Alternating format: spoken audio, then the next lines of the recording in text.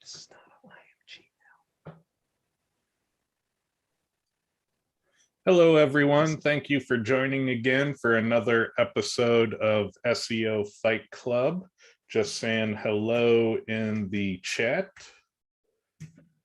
So just so you know, we are watching the YouTube chat as well as our Zoom conference chat. So if you have questions, feel free to ask them anywhere and we'll keep an eye out for them. So today's episode, I have two short lessons here, or discussions is probably more accurate. And they're kind of about types of things. But the overall one, the important one, is the top types of factors. And Lee did a show on that where he did a pretty extensive analysis of categorizing factors into groups. And this time around, I just wanted to take a quick look at how the groupings are kind of shaking out with the update. And it got a little interesting for me, so I want to talk about that. So with that, we don't have Carolyn here. If she shows up later, we'll ask her what's going on with their show. But I want to get into this other headline that came out recently that Google said that sites can be stuck in algorithm penalty limbo for years. And they say this is a rare condition. And probably the thing that they're talking about is a rare condition. But there are like a number of ways that you can get stuck in Google, like, being in limbo with Google and ranking your pages is actually extremely common. And I just wanted to talk about those types of, different ways that you can get stuck with the Google algorithm. Because I've seen a number of cases throughout, the history of SEO where you try to do something in SEO and it works to a point, and then you get stuck and you can't seem to make progress from there. And I think that's one of the most common stories in SEO. What do you think, Lee, about that being one of the most common stories? Yeah, I mean, that one is certainly there. It's almost as common as the I can't get my page crawled or indexed issue, which I think is, some of the stuff you're going to talk about here. Yeah, and so I'll briefly mention, each of these ways of getting stuck. Like most recently in Lee's course, I was using a website that I could share with the group, and I got stuck on top of page 3, and nothing I was doing was making a difference.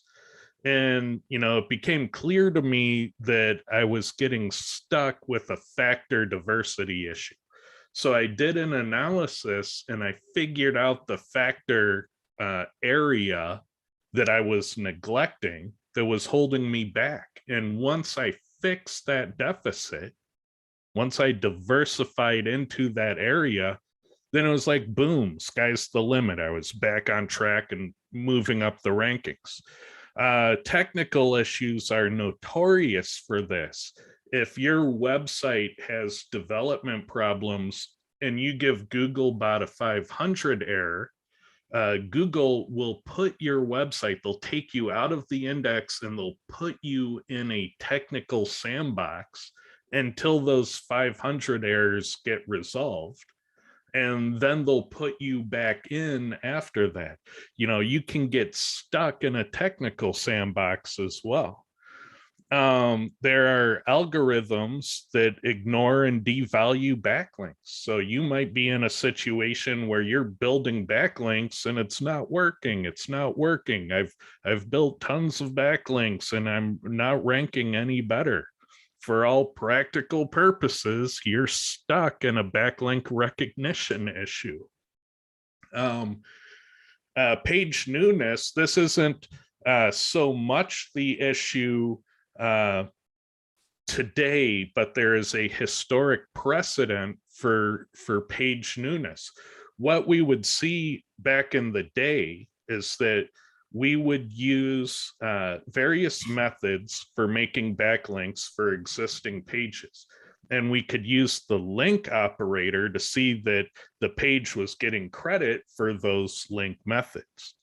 And what we would find is that on an existing page that worked fine, but on a new page, it took a certain amount of months before the new page would get credit for the backlinks. Same type of links, same type of sources, same type of process. The difference was established pages could get the credit quickly. New pages had to wait to get the credit. And that was referred to loosely is the Google sandbox, which Google denied it existed, but we could empirically measure. But that's not so much the case today, but there is a historic precedent for newness being something that you could get stuck on. Crawl budget, we all know the stories of people who bought a new domain and auto-generated 22 million pages and then started complaining that Google won't crawl it. It's another way of getting stuck. Crawl frequency, there's always the case where people get Google to come once and then Google won't come back. And so crawl frequency is another area you can get stuck. It's always that person who has a page about car parts. He throws on the word banana a few times and wonders why he doesn't rank for the word banana. So you can get stuck on relevancy issues. Trust issues, there's, if you have, no contact info, no email, no contact page, no phone numbers, no author information, no schema about the business, if you're missing all of that stuff, you're probably not going to rank number one for mesothelioma. So there appears to be some need for some niches to have higher degrees of trust, and that can be another area you get stuck. Obviously, authority issues. If you simply don't have enough backlinks or referring domains, that's another way you can hit the wall. Manual penalties. That's a human being going over at Google, going into their system and saying this page is not allowed to progress. So you can get stuck on that front. And then uniqueness, that's another way. If your content isn't unique enough, or if you're syndicating that content and people are ranking it faster than you can put in all that effort and not get anywhere. And there are probably dozens of more ways that you can get stuck. And while they might not be labeled as, penalties or, things of that nature by Google, they are still traps in which SEOs can find themselves getting stuck. What do you think of this list, Lee? Oh, do we still? I like it. Yeah, no, it's a technical issue with me finding the damn mute button. I like the list, and I think having seen a number of these, I mean, just recently, in terms of technical SEO issues, I had inadvertently let hosting lapse on a handful of sites, and they suffered quite nicely. It took a little while to get them back, and the other one that struck me as kind of interesting, because I know Carolyn is doing some work in the area, is looking at the crawl of a site, the crawl frequency. But the intriguing thing is the frequency by individual pages on a site can vary, and I mean beyond just the home page. And so, what does one make of that? How does one utilize that to their advantage? And I think I don't know if Carolyn wants to say anything about that because she might be holding the testing and stuff she's doing in that area close to the vest, shall we say. But it's intriguing. Some of these that I hadn't until recent months thought of as ways of getting stuck.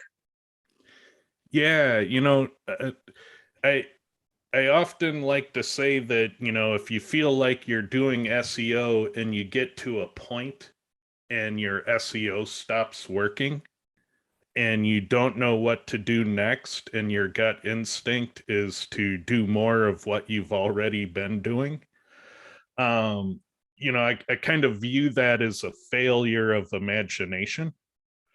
And I kind of like to imagine it is, it's like a locomotive, and we have this panel of 26 levers, and we're trying to get the locomotive to move forward, and you need to pull the right lever to get that going, or the right combination of levers. And if you can't see the levers unless you can think of them, unless you can imagine them, then your locomotive is going to have two or three levers that you work with. And until you can imagine the other ways that you can get stuck, you won't have the full set of levers to work with.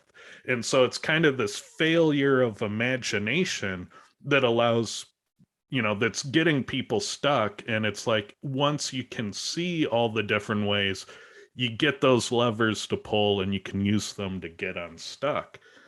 And that was kind of my experience, like in your own training course. Was I got to top of page 3 doing all the right things, and I hit a hard wall, but I had to do some analysis. I had to go and kind of figure out, where in these types of things am I good and where am I not so good. And once I figured that out, it was so easy to fix. And once I fixed it, it was like boom, it was like I exploded out of the starting gate, and so yeah, if you're stuck in SEO, try to think of what you're neglecting. Try to think of all those areas that people talk about in SEO that you kind of write off, or you don't do, or they're too hard, because odds are, if you learn more about them, they're not too hard. And No, but one of the other things that has come up, and you've done a number of different shows about this in the past years, uh, is that if you, using your 26 levers example, if you have one lever that's a go-to, for example, building links, well, it's not moving, I'll build more links. Didn't move, I'll build more links. At some point, because of MC4, repetitive use of a single lever can actually work against you. You can actually make your stuckness go backwards in the rankings by using, one lever too frequently. yeah, and if you're not familiar with what MC4 is, it's a web spam algorithm. We theorize that Google is either using MC4 or using a similar algorithm that serves the same purpose as MC4. So it may not be MC4 exactly, but it's very MC4 like. And the way MC4 works is exactly like what Lee just mentioned. If you only use a minority of factors, then you get yourself into trouble. And the way you dig yourself out of that trouble is you diversify. Instead of only using 4 factors on your page, use 112, and then you just rank well. So that's the idea. It's not proven, but there's a growing mountain of evidence that there is something like MC4 in play. Is that how you'd characterize it, Lee? Yeah. Yeah, I think that's the the biggest thing is that once the original uh, discussion on that says if you have a minority factors that are just you're ranking highly in, so you keep using links, links, links, and nothing more, for example, then what it does is it doesn't give you credit for that factor at all. So it almost feels like a penalty. But yeah, I think that's a fair characterization of it. So I'm gonna go back in the slides here. And we have Carolyn with us now. Carolyn, what's going on with your podcast? Oh, no pressure. No, we've got the last, what is it, the last 5 weeks. So I think I'm just kind of flying by the seat of my pants for the last 5. Now, you have a survey out where you're asking people for topics and just, ideas on where to go with the show. You're kind of open for inspiration. Is that correct? That is correct. I do want to know like what's been working, what do people want more of, what do they want less of, and do they even I even started with is there going to be a season 2? And so far, responses are very positive and helpful. But as you know, when you're gathering data, you need a lot is better than initially a few. So I'm definitely open to getting that kind of feedback. Is there a URL that you can give everyone to suggest ideas and give feedback? It's also a bit.ly link, and the back end of it is confessions survey. All one word? All one word, takes you right over to the Survey Monkey. And according to them, it takes less than 1 minute to fill it out. So yeah, please go and give Carolyn a lot of ideas. Let her know, what you thought of your favorite shows, which shows were your least favorite, what bugs you the most, what you want more of.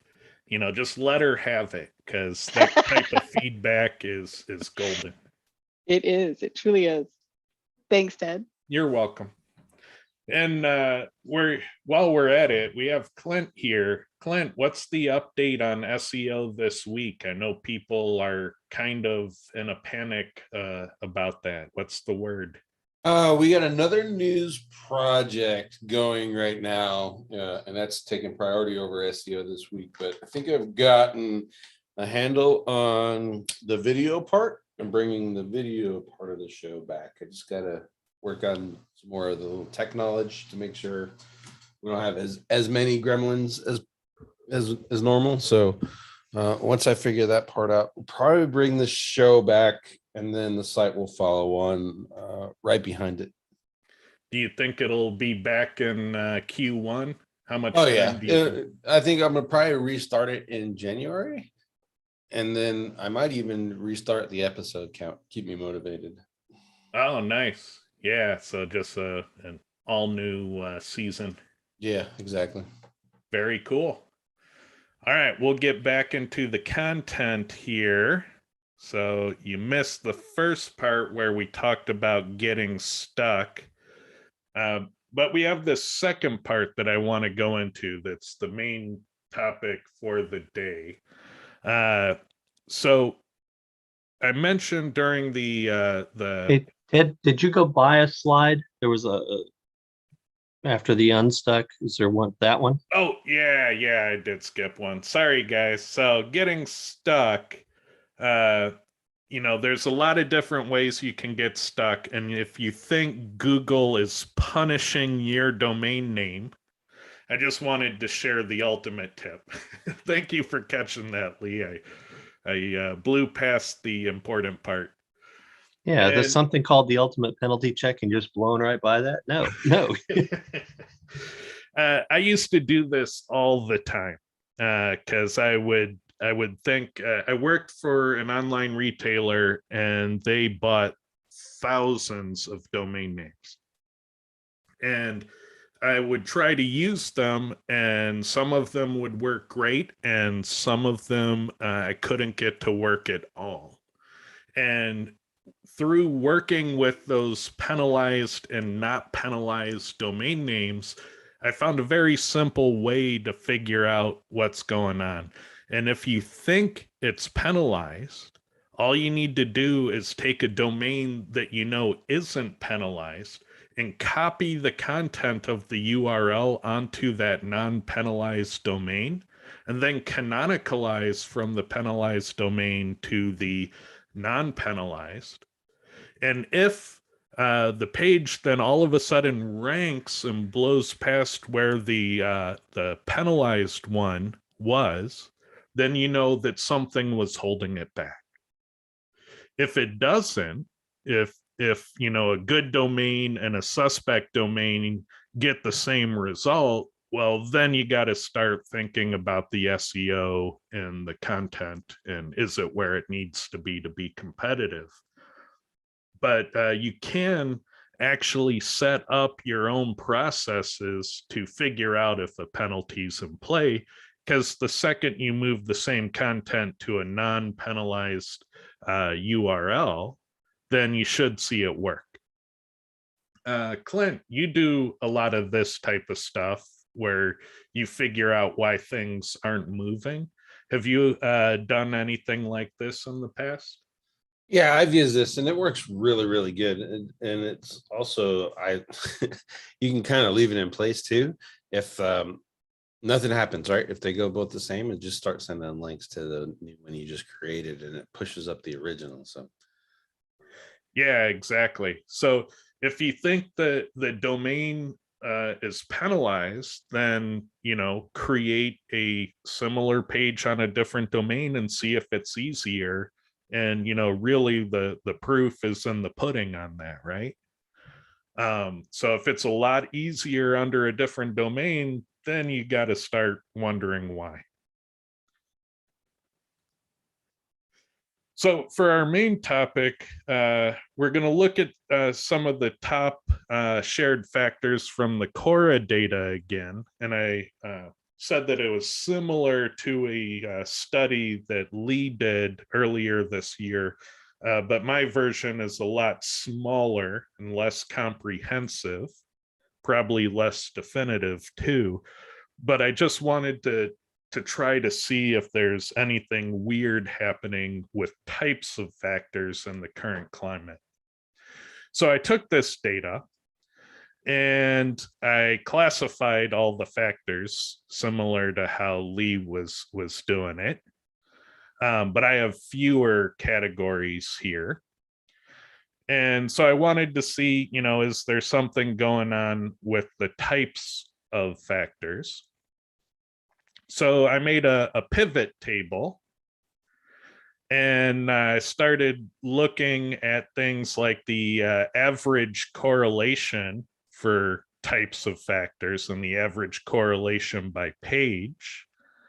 And for some reason, these things just kind of like stuck with me. I looked at the data and I went, you know, I don't know why this feels weird to me, but there's something in this I'm not quite seeing yet.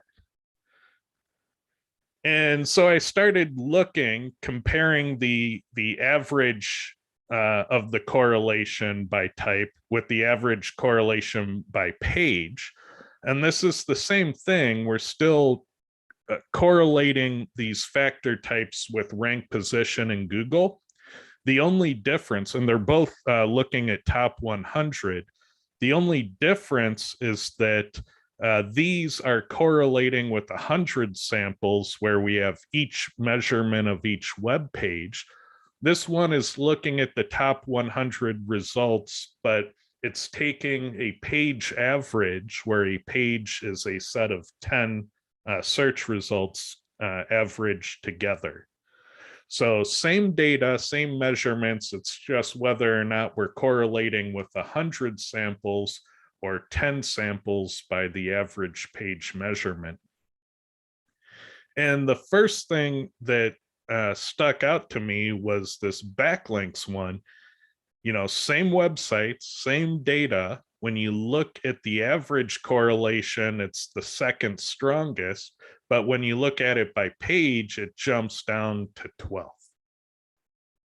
And that was one of the things that, I was kind of seeing in the data, and I wasn't really sure like what would make that happen. And the only thing I can kind of think of is that backlinks really matter on page 1, and they might matter to a lesser extent on page 2, and then they might kind of phase out as a factor below that. I wonder if that's a rational thought, that, backlinks are maybe so scarce that only top factors have them, or maybe they only affect sort order a lot if you're already to a point where you'd be a contender. What do you think, Lee? I think there's another potential explanation for this. It's related, but your biggest sites, your biggest authority sites, your Amazons, your Yelps, depending on whether you're what type of niche you're in, those disproportionately hit page 1 and page 2. And when you're averaging across 100, the curve becomes exponential, at that particular point. So it gets disproportionately weighted when you look at the average of correlation.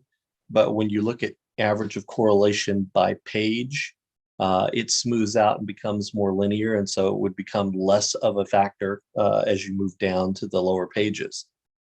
Yeah, I So can it's see that. That it's that makes it's sense. more of a, everybody else has got 1,000, 2,000, 3,000 links, and you get on page 1 and everybody's got 100 million links type thing. So your average of correlation would weight that extraordinarily highly, and your average correlation by page wouldn't catch that. Yeah, so what Lee's describing there, if you can imagine it, is you have these websites like, Amazon and Yelp and Etsy and Walmart, and they all have, millions upon millions of backlinks. And so they're very peaky when you look at it site by site.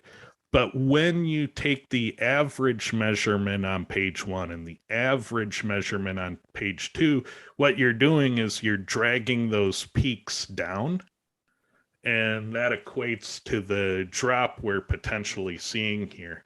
And I think that makes a lot of sense. What do you think, Clint? Yeah, I blanked you guys out when you started talking super nerd. Tell us how you really feel. No, fair enough. I'm gonna send Clint a hug. He needs a hug, clearly. So yeah, I think the interesting thing, this is one of the things that we talked about, and maybe I'll do an episode on this, is where correlations can be deceptive, and this is one of the places where it can be deceptive, because you're not going up in a linear fashion. You're going up where on page 10, you might have sites with 500 links, and then 1,000 links on page 9, and on up. But then all of a sudden you get to page 1 and it's 50 million links type of thing. So it's you're comparing different parts of an exponential curve, and so it can distort the weight of a factor. So maybe we'll have to cover that in a show or something. So in English, you're saying if page 1 has all those big, huge sites with a big backlink profiles, you can't realistically compare them with, say, pages or sites that are on page 3, for example, that they're optimized, but they don't necessarily have the same big backlinks profile, and say that backlinks are a factor from page 1 to page 3 because those other ones are just screwing the numbers up. Yeah, they are a factor, but then when you average it by page, the page 1 average is going to be 50 million backlinks or something. Page 2 average is going to be I just trying to exactly put it in English for everybody. So, and specifically for me, so I understand what the hell's going on, right? So, and it's just I think that's kind of the same thing tied right with images. So you have the directories in local, and Quora is doing a correlation and saying, hey, you should add 100 images to your page, but that's not necessarily the case, because those directories are there screwing the numbers up. Yeah. I think the most common one is phone numbers. Like people use a keyword that pulls in like Yelp and Evo and other business directories, and Cora will see a trend of having lots of phone numbers on a page seeming to work well, and it'll tell you to add 32 US phone numbers to your page. And that's great advice if you happen to be a business directory, but it's kind of futile advice if you're everyone else. Yeah, I mean, there's some other factors that directories have too that can notoriously throw off things like, number of H2s, for example. If Yelp uses them, they'll have, 158 H2s on a page. So it'll tell you to add, 125 more. It doesn't work because, you're not a directory. So Yeah, and eventually you do have to compete with those pages if you want to usurp their spot in the rankings. You just have to compete with them in different ways than that.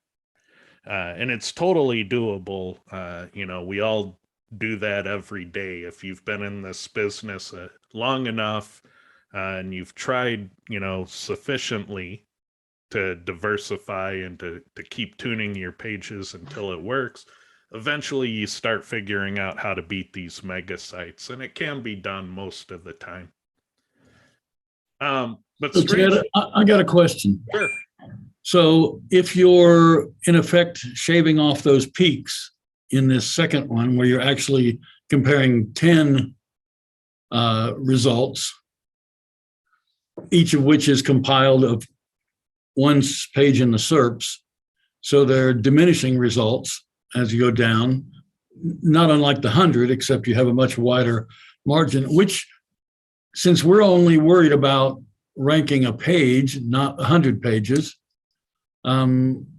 which of these would be better for us to be paying attention to? Because one of them, they're going, they're obviously, they have different results. Well, And it's interesting because there's a lot of different ways you could think about that.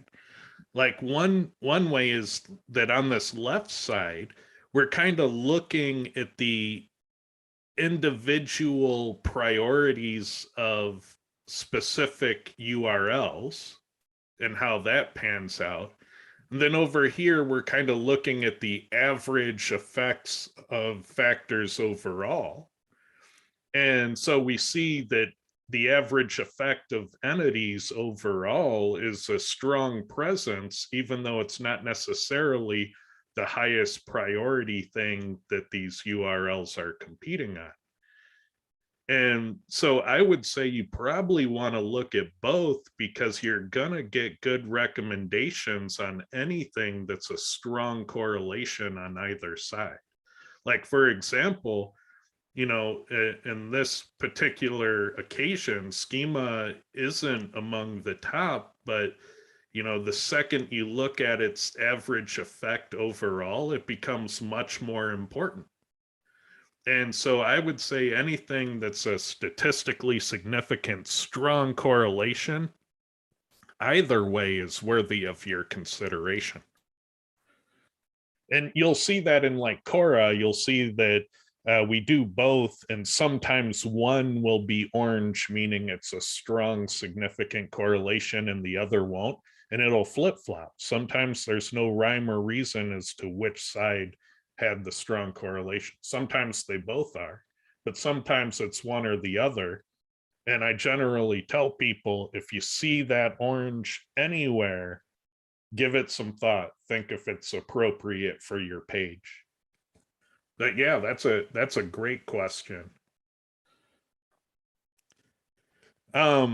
Surprisingly though, backlinks turns out wasn't the thing that was really kind of triggering me. It wasn't the thing that was setting off my spider senses.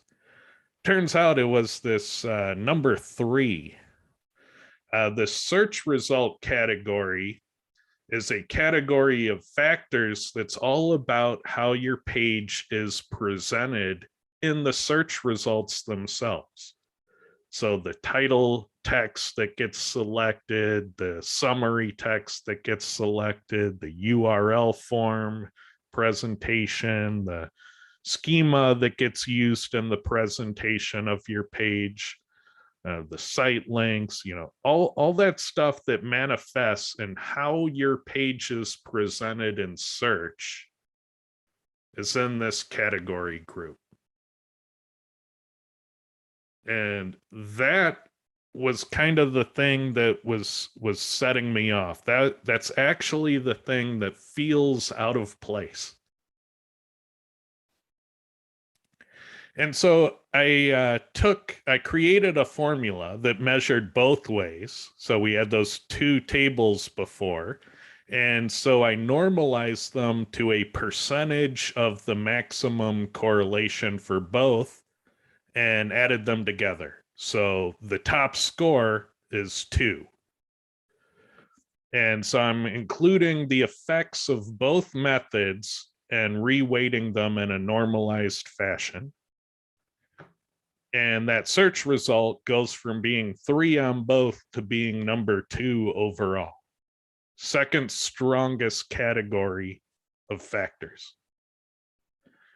And the reason I find this so interesting is we've had probably, on the order of 5 to 10 recent keyword density tests that were all, kind of supportive, but kind of failed. And in those tests, they all indexed the high density. And, we saw high density kind of, in the top half, but it failed to exactly sort by density and descending order. And I kept wondering, well, what's different? It used to work so flawlessly that we could have beginners test density. They would see it sort in descending order and their brains would explode, because how on earth could you get Google to sort pages in descending order of anything? And so when I saw this, it really made me think that, this could be spoiling tests. So kind of what we see here, this is data out of the SEO volatility tool. And so we're looking at the description text in the search results and the title text being selected in the search results. And we're seeing the average rank based on those selections. So we're checking the search results 10 times in under a minute here and seeing how the ranking changes based on the text being selected. So here we have addicting games. They have 2 different search results summaries being presented. One has a 20% appearance rate, the other has an 80%. And based on which one is selected, one has an average rank of 3, the other one has an average rank of 1. Similar thing, here's an AOL page, and these guys are top 3 for a high volume keyword. So this is kind of noteworthy behaviors. This is AOL, so authority domain, and they're flip-flopping between an average rank of 4 and an average rank of 6.4 based on 2 different descriptions. Same thing happens with the title text selection. So here we have Esquire.com. They're shifting between number 1 and number 3 based on whether or not the brand is selected. This is Good Housekeeping, another mega domain. They're shifting between 14.2 and 26. So that's a big swing. And the only difference is this word ideas or the ellipsis. So what we think, what I think might be happening, and I'm feeling more and more confident about it, is that because this is such a powerful factor group, I think if you're not isolating this out of your SEO testing, it can spoil your density test. And I think that's what we've been seeing when people repeat density tests as of lately. They're not looking at that search result presentation and its impact on rankings, and it's strong enough that it can spoil closely scoring density pages. What do you think of that concept, Lee? I think it's interesting and a possibility, because one of the things in playing with the SEO volatility tool and seeing a lot of different fight clubs and other things where you've shown results like that, there is an unanswered question, and that is when we see a tendency towards when Google picks a meta description, for example, that has the word, your keyword in it fewer times, it tends to rank lower.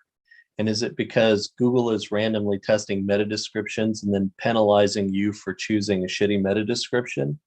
Or is there something else going on there? Which is the tail, which is the dog, or is it completely unrelated? And if Google is sampling around with different titles and different metas, and that sampling impacts the scoring, then yeah, absolutely, this stuff can spoil tests. Yeah, and so when I think back to the IMG tests and some private tests that Carolyn was working on, and some recent tests I was doing, and I'm going, looking at it going, these tests that in the past were solid outcomes are now kind of 60%, 65% outcomes. This I think explains it all. I haven't proven it yet, but this would certainly explain it all. Just seeing that this is such a powerfully correlating group and relative to density, that I think this could be a culprit, because it's such a new phenomenon that we're not isolating this out of the variables being tested. I don't know of any SEOs that have done the things they need to do to their tests in order to keep this from happening. Can you go back 3 or 4 slides where you first clustered them, and so we can see some of the search result factors that might be in there? I think it was you had where you showed sort of, here's classification. So do we see any of the search results, CPO 97 and 071, what those are?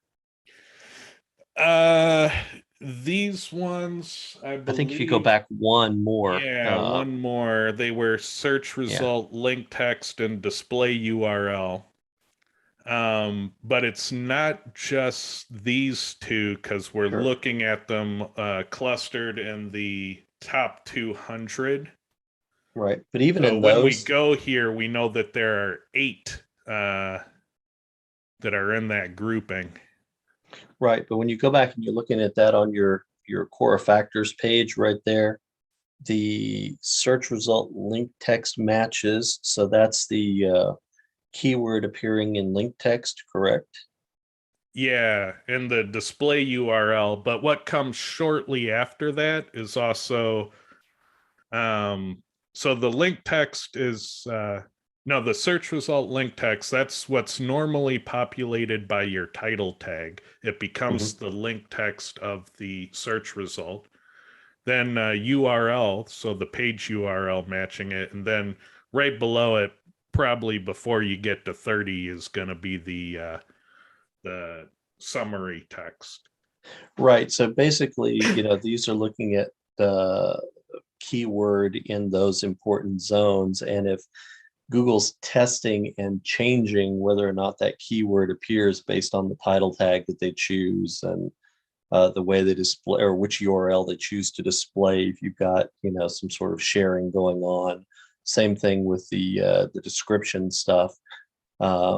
They could be inadvertently selecting something for their own tests and penalizing you for choosing poorly.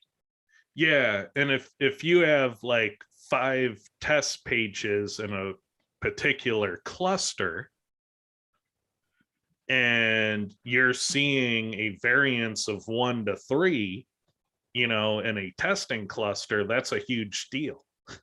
Mhm. That's a spoiled test. And so that's why I think that this might explain a lot, because it's new to the scene in terms of adding volatility. And most testers aren't tuning that variable out of their tests. And there are ways to do it, like you can use data no snippet attributes to force Google to not use your test content. And so it has to be done. There are like 4 tags that works on. And so if you have a parent level div around your test content and you data no snippet it, then Google kind of has no choice but to use your meta description. But if you didn't know to do that on all your test pages, then you'll get this effect, probably spoiling any of these other factor groups. And so if you were doing tests on schema and they didn't quite work out, but you didn't isolate this variable, you might want to retest that. And, again, it's not proven, but it turns out it was this group that was, just triggering my spider senses. And I Because think it's testable though, because you could run a simple keyword density test, one with the no snippet tags in place and one with it not in place, and just see if the sort order is less volatile when you do it that way. yeah, you can take a test you've already done that was mostly inconclusive, and add a div around your test content that says data no snippet, and rerun the test. And if that data no snippet all of a sudden gives you a conclusive strong correlation, yeah, you can totally test this notion by just simply redoing a test and accounting for this as a corrupting factor. What do you think, Clint? You do a lot of testing. I was wondering, outside of the testing perspective, how could someone use this information for a real site? Well, the most common way people shoot themselves in the foot is they don't tune their meta description and they leave it up to Google. And believe it or not, Google does not always pick the best ranking version. So in many cases, when Google has choices, sometimes they'll pick the one that ranks better, but sometimes they don't. So, like, for example, up here, this AOL one, most of the time, Google's picking the worst ranking one. So why would you leave it up to Google if Google's not going to make the best choice for you?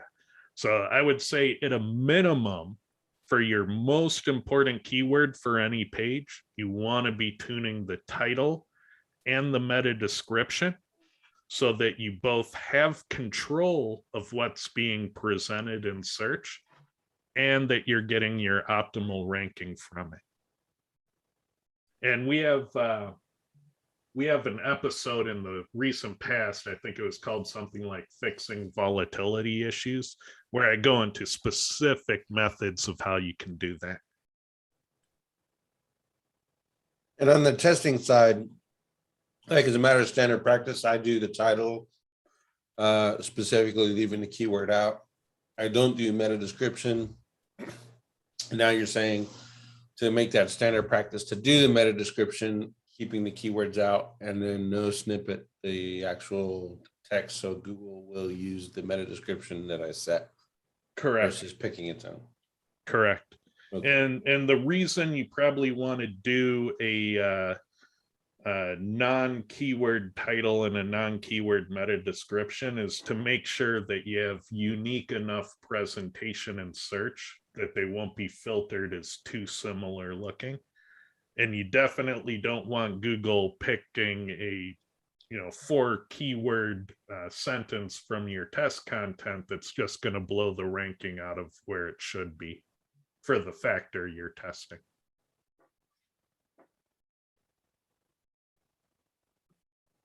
But I certainly historically have not tuned this out as a factor in my testing, and I could see these effects corrupting a lot of things. And I think the reason why recent density testing fails is probably because I've seen those setups, I've looked at the tests, and everything was, kind of done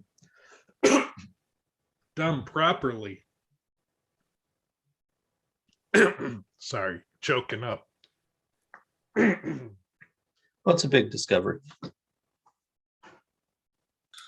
Looking at the title variances, every one of them that displays a longer title is the higher ranking.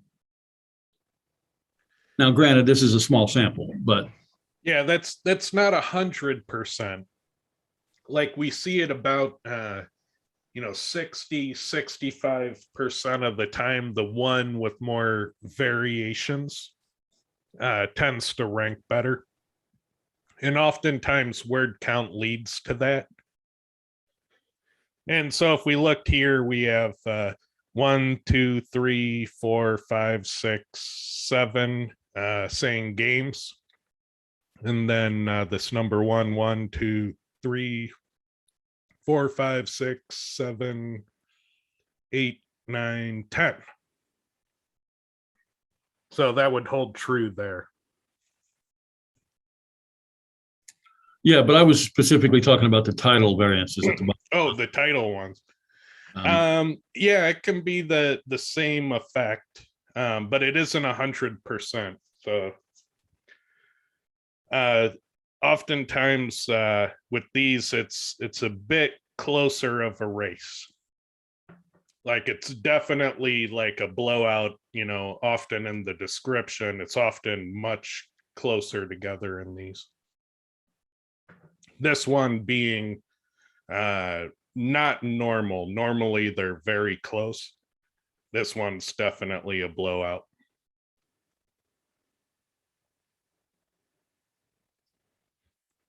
So that's my show.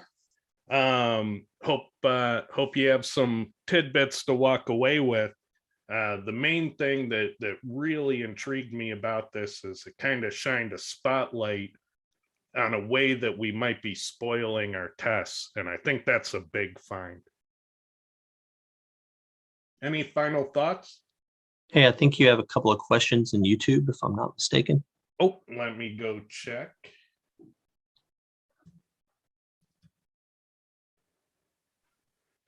Okay, do you have any tips for mass site SERP ranking? Also, do you think a no backlink page one ranking site has any power or juice at all when linking to a site on the same SERP?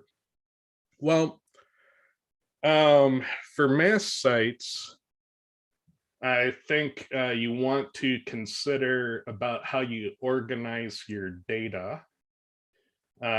Because if you have relevant pages grouped together and cross-linking, it can have a gestalt effect. So for example, if all of your jewelry pages tend to cross-link, and at a different level, all your sterling silver pages cross-link, and then at a further level, if all your sterling silver amethyst jewelry tends to cross-link, you get these synergistic effects. And the way you typically do those in like a retail standpoint is your upselling widgets do that naturally for you. Outside of retail, you got to get more creative on how you do that. And big sites, when done properly with those types of structures, they do tend to have a lot of advantage. In terms of a no backlink page, people often make the mistake of assuming that a page with no backlinks is page rank 0, meaning it has 0 value in the link graph. And that's not true. It has to have some value or the link graph doesn't work. So it's probably the least value, but it's non-zero in actual score. So I tend to think that all links help unless Google deems them spam. So the next question, or Clint, you have any comments on that question? No, I don't have anything to add to that. Okay. So the next one is, so random English for meta descriptions on test pages.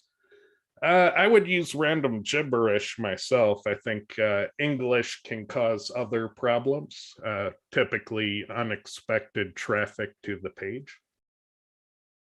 And then data no snippet your test content. That makes sense. Honey likes the big discovery.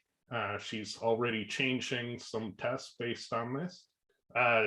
If you find out, anything definitive on it, we'd love to bring you on the show and talk about what you find. So keep that in mind. All right. With that, we'll call it a show. And I want to thank everyone for joining us again. Sorry I got choked up. It's like I just had a sudden allergy attack, so I apologize for that. But we'll see you next week, same time, same channel. So thanks a lot, everyone.